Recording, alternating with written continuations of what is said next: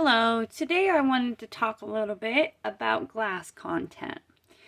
These few pieces here, so I've got 1, 2, 3, 4, 5, 6, and 7. This here is Jeanette glass, it's uranium. The shot glass, it's uranium.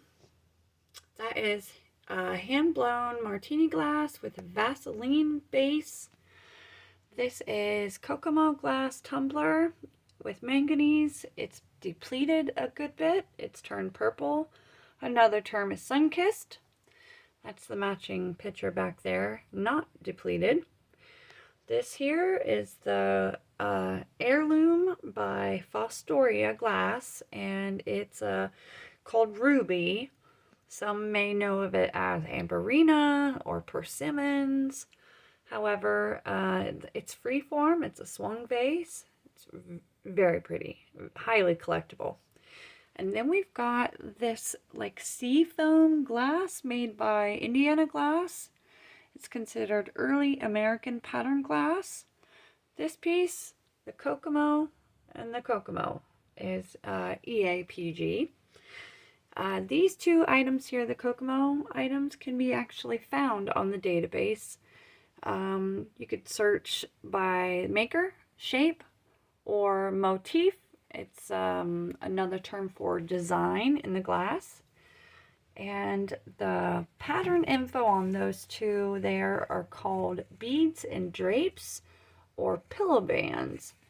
So far, there's only been, I think, 4 pieces found in that pattern there. So it's something I personally collect and come across through my few years here of learning glassware. I've acquired those and just kept on with them. Anyway, I wanted to show glass content. I got a basic blacklight flashlight, $3 or so at Walmart. Even came with these like glow-in-the-dark stars and a little kit. It's very cheap. Sometimes you can find the black lights in the pet section for, pet urine detection, or I've heard actually some people buying the 365 luminance type LED, like big old head on the black light.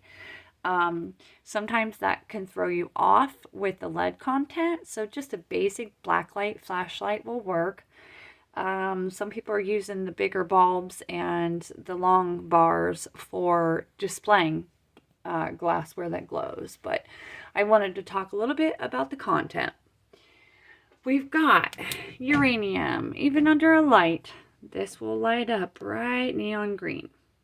That as well, depending on how bright it is, but you can tell those are the same kind of glow. Then we've got this. It's like a yellow. It's definitely not green like this.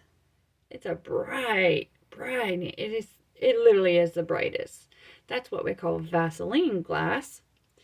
And that's all hand blown. It's like dripped in with it. Kind of give you a good image of the base here compared to a white.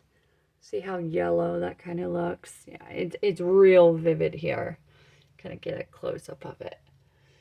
But yeah, it kind of does have like a green color to it too. I often find Vaseline in satin glassware. But this here is lovely. Something I acquired in Newark, Ohio when I was buying tubs of the Heisey glass. However, yes, so these are uranium. That's Vaseline. We've got Fostoria's cadmium. We've got a selenium tip. I'll show you the selenium. It kind of lights up like a pinkish purple color under the red.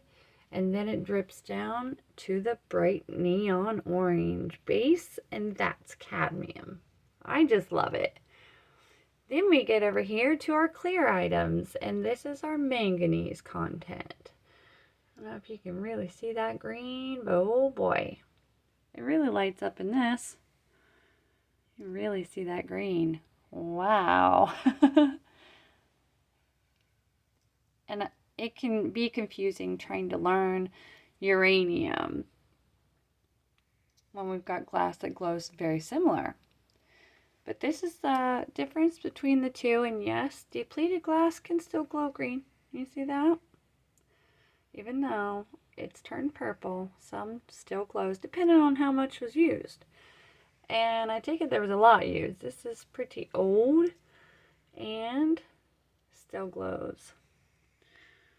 Hard to find a shot glass that is neon green like this. So I got very, very lucky. But I wanted to show a little bit about the glass content, and you can kind of see those are clear and they were glowing, which I just love that. I really do. Learning it all made me super excited to find out this info, and so I wanted to share it. And yeah, I hope you guys can further your education. I definitely have. I mean, it takes buying glassware, researching it. I love original sale ads when I come across them. Early American pattern glass is often from like 1825 to 1915. Now it can be confusing because American brilliant glassware is also during that time, and it's more 1850 to 1916. But they did do American brilliant blanks clear up into the 50s, and they still cut glassware today. So it could be kind of hard figuring out if it's pressed, if it's hand cut, if it's mold and hand blown. Like it can be difficult. But as you can see here, you see that seam line? That's pressed. When you find a nub on the base like that, that's hand blown. So you can tell that there's no lines in that. This here is nubbed on the base as well. So no lines, but it may have been pressed in a mold. I know it can be confusing sometimes, but you flip them over and you'll see seam lines. You see those? You can see the seam lines. And obviously Fostoria's vase back there, it's all hand done. But yes, just learning glassware. Some of the older glass will have like air bubbles in it. You kind of see that air bubble there above the rim, kind of like right there. Yep. So some, I call them antique or vintage attributes. Air bubbles. Straw marks in the glass. They used to cool glassware by putting it in straw and having it cool like that, and sometimes the companies would actually burn down because the glass was severely hot, and they would catch fire in the straw and woof, everything goes up. Yeah, and you can even see the mold mark on this one. Wow, I am just realizing that even after having this glass for so long. It never ceases to amaze me. Starburst. I just love it. Some of the older glass will have that starburst. Some of it will look like this. I love Jeanette's little starburst there. It's kind of a base. It's neat. Super neat. Really makes them stand out. Some might actually be blank, like that one. Sometimes a star-based, the sunburst on the bottom will help you locate like time and era. A lot of times the older glassware, early 1900s glassware will have 3 to 4 seams in the glass, not just 2. This one's just got the 2. It just really depends on the maker and the glassware. But I wanted to show you guys a little bit about glassware. Even though it's seafoam color, doesn't mean it will glow, but this one did. That's a funky green even when not lit up. It's kind of a clear screen, and that's clear. And this here, when I first started learning glass, I could have swore up and down that was uranium, but definitely not. Just manganese content. There's selenium and cadmium in there. There's uranium, and then we've got Vasoline back there. Now there is other glass content that I do not have present here, and I want to speak a little bit about the alexandrite, the copper, the neodymium, And sometimes you'll find Vaseline in yellow satin glass. Tiffin is a good maker of that. Some Fostoria, they've made some. Oh my gosh, there's tons and tons of glass companies. I'm located in Ohio, and I've been buying vintage and antique glassware. Just anything that really stands out to me that's interesting, that might have a pattern to it. I research it, I find original data. I try my best anyway on that. And I read books. I have come across one book in particular. It literally had 225 corrections.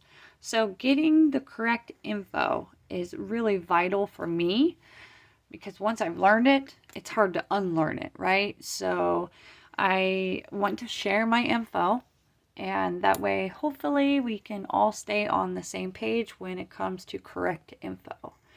Definitely feel free to leave any comments below, anything that you may have experienced.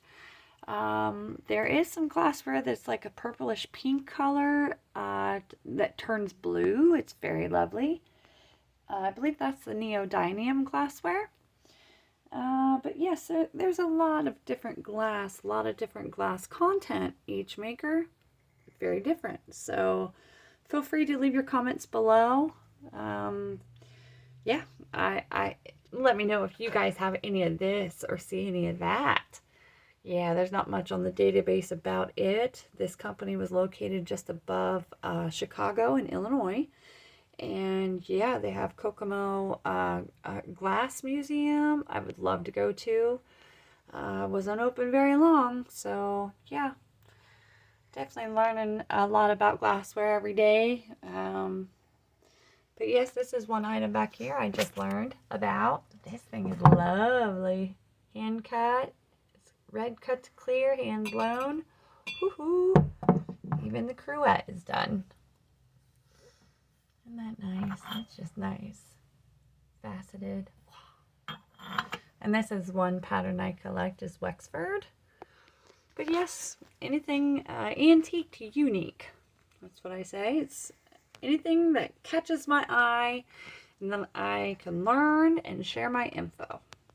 I hope you guys like. Definitely stay tuned. I'm going to be posting a little bit more glass. May not be as much. I may just do one pattern at a time to kind of help everyone learn.